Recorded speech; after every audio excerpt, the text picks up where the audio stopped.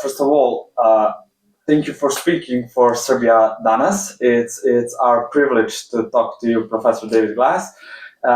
First of all, I would like to know and ask you the question about AI. The first question is, do you think that AI and its rapid development will affect our perception of divine, like God, religion, and things like those? Yeah. Well, thank you, first of all, for the opportunity to take part in the discussion.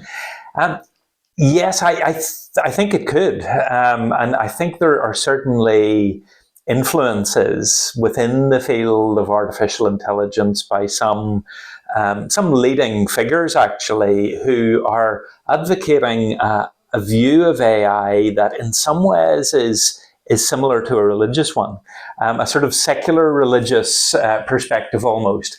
So for example, a lot of the work in AI and most of the work that my own university, for example, would be involved in is using AI to solve particular problems, maybe in medical diagnosis, maybe some other problem or topic in healthcare, but it's got a specific focus. But there's a lot of the leading AI companies are seeking to develop artificial general intelligence, so a level of AI that would be similar to human level intelligence, and so would be able to solve a range of different tasks. Now, within this, what you find amongst some very prominent figures in these leading AI companies is the view of really transforming human society.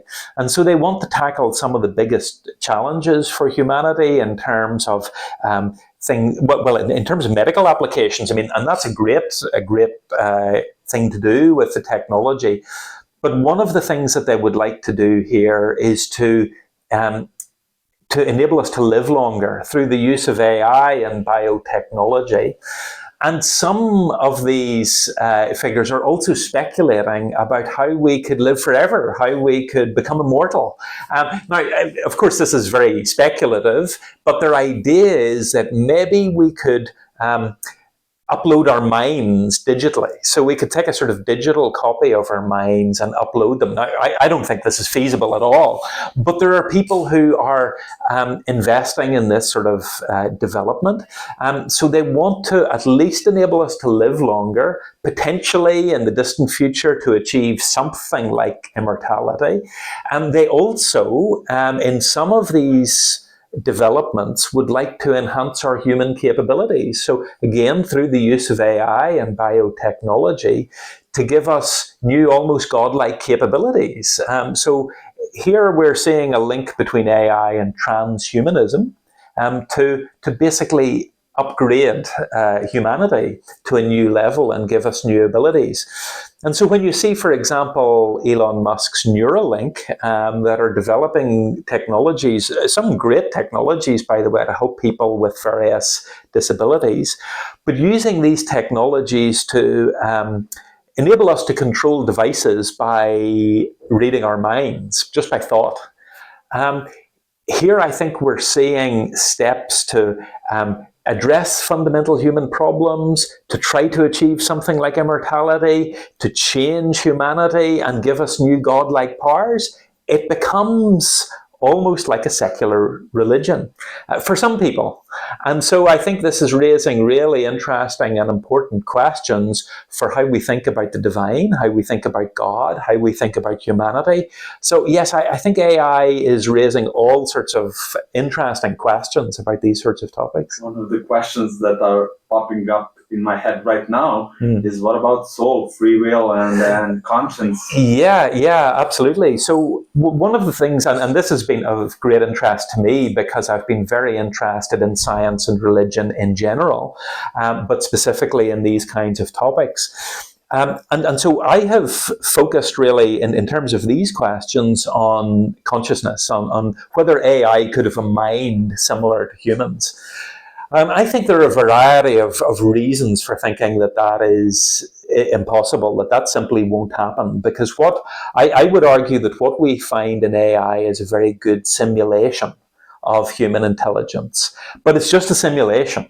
right? So, because basically when we look at our AI models, these are based on very complex statistical models that are processing data, are able to make very good predictions about all sorts of things, but I don't think they have a sort of genuine understanding, and I don't think they've anything like a mind. So, for example, when we think about consciousness, we think about our subjective experience.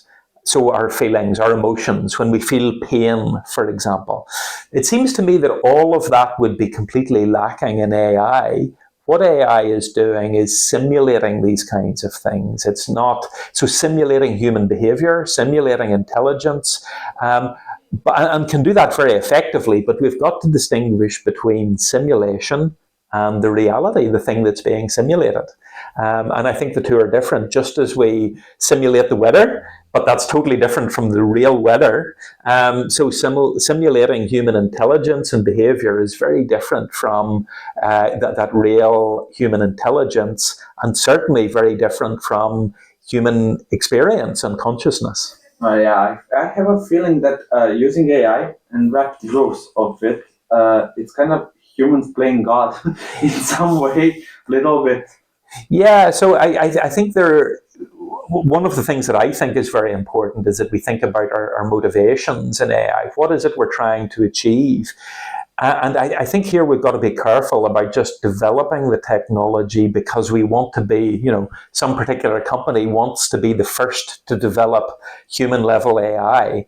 I think we need to be thinking about how to develop the technology to solve problems in science, problems with the environment, problems in medicine, and how we can solve particular problems to benefit humanity rather than just some sort of arms race with AI. So I think there is a danger of developing it in ways that would be harmful rather than beneficial for humanity. So thank you very much on this talk, and I hope you have a nice time in Serbia. Yeah, thank you very much.